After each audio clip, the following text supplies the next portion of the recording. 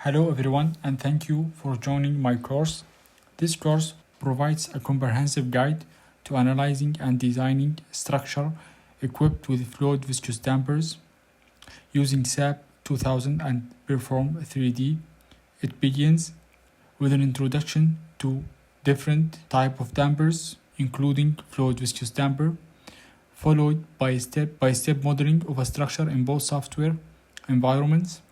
By the end of this course, participants will be able to calculate damper properties, compare results between SAP 2000 and Perform 3D, and assess how damper placements influence structural behavior under seismic loads. What is damping? Damping is one of the several techniques developed to enhance a structure's performance under seismic loading. In conventional design, a structure is expected to resist and dissipate external forces through its inherent properties, strength and flexibility. The effect of damping can be described in the following figure. For 2% damping ratio, the system is lightly damped, the oscillations persist for a long duration, and the amplitude decays slowly with time, and most of the energy remains in the system. For 5% damping ratio, the system experiences moderate damping. The amplitude decays faster than in the 2% case. This represents typical damping in many real structures. For 10%, the damping is relatively high. The energy dissipation is much more effective. For the 20%, the system is highly damped. The following figure shows a plot of the motion ut due to the initial displacement u0 for three values of damping ratio: underdamped, critically damped, and overdamped. However, the damping ratio is a property of a system that also depends on its mass and stiffness. Based on these properties, the damping ratio can be calculated using the following equation. The damping constant C is a measure of the energy dissipated in a cycle of free vibration or in a cycle of forced harmonic vibration, and CCR is the critical damping coefficient. Consider the steady state motion of a single degree of freedom system due to Pt equal P0 sine omega t. The energy dissipated by viscous damping in one cycle of harmonic vibration is, for a fluid viscous damper in a cycle of forced harmonic vibration, the area enclosed by the ellipse, which is the same as calculated from the equation, is what gives the dissipated energy. What's Fd?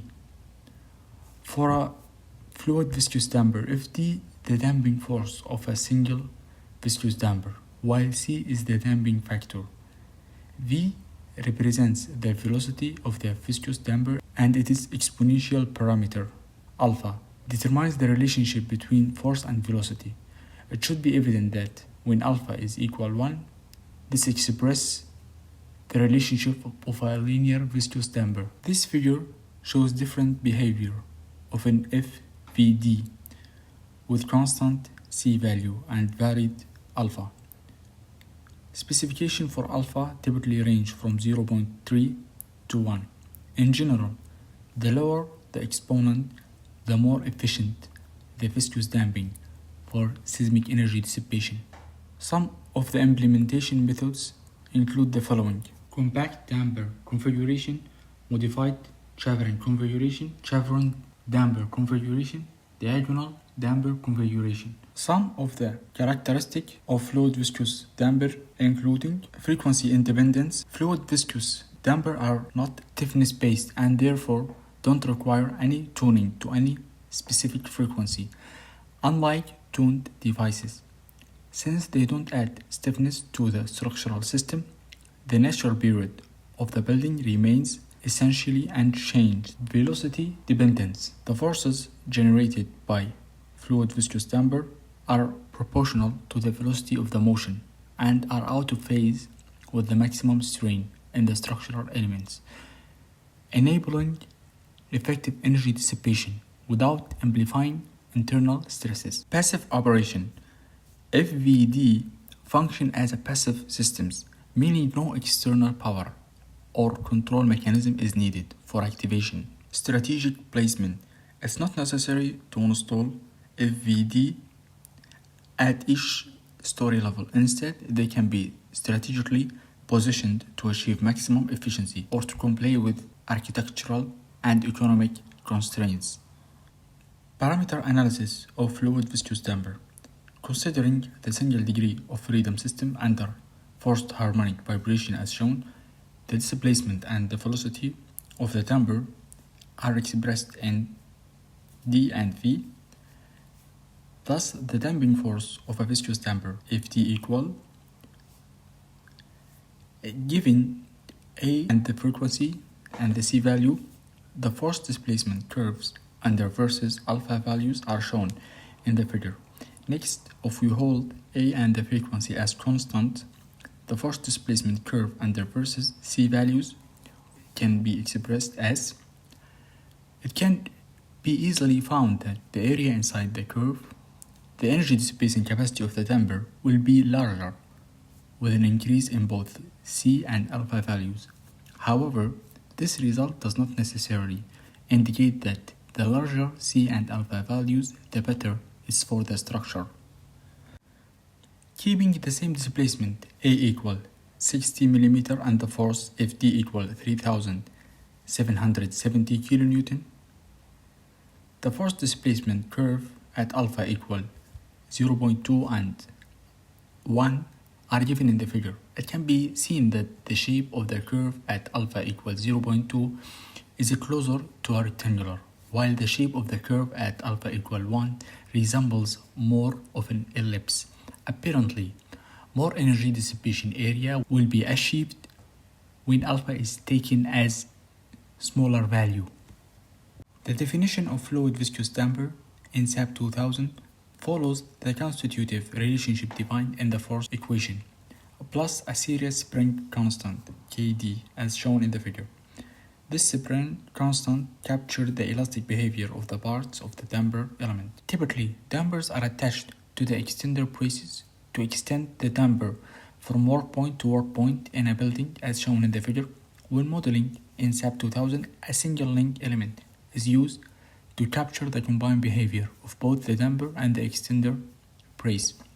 In order to accurately capture the distribution of deformation between the damper and the extender brace, a combined stiffness Kd- for the entire element must be calculated using the springs in series formulation shown in the equation.